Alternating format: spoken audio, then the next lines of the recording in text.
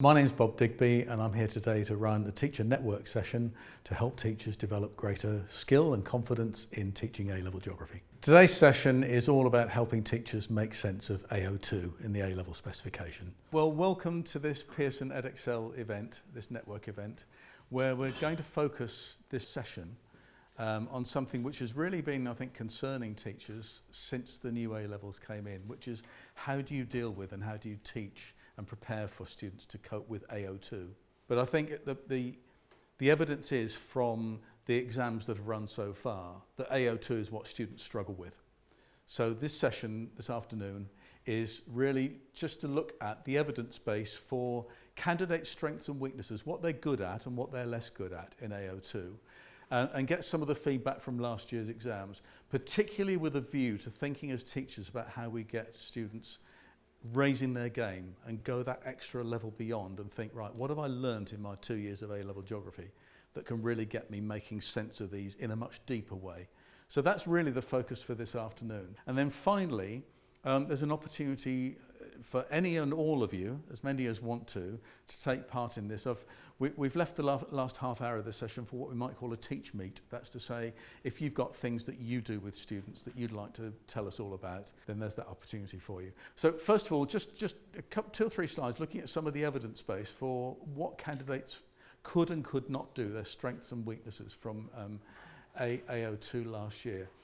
So I think it's worth getting clear in your mind and in students' minds what the, if you like, for want of a better word, the flavour of each of the exam papers is, because I think it helps students to make sense what demands are going to be made of them.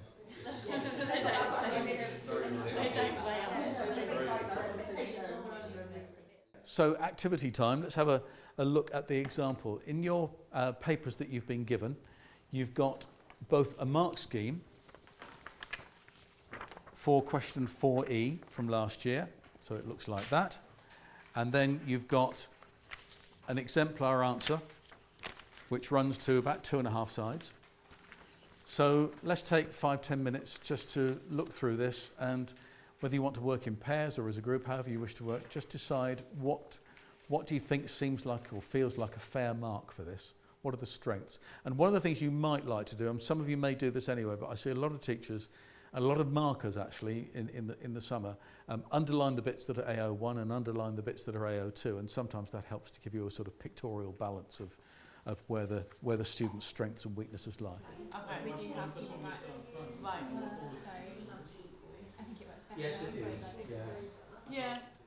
So I said earlier on that we'd spend a bit of time looking at some of the concepts that underpin the specification, with the purpose of this session being which concepts do we try to use to help students get a deeper understanding of the specification. We've really focused in on evaluation and analysis and those really tricky skills that some of the more able and less able find hard. So yeah, that was really quite precise today. I thought it was really helpful. I think the group of people we had were really friendly, they were enthusiastic, they engaged with it very much. They engaged with both activities really well.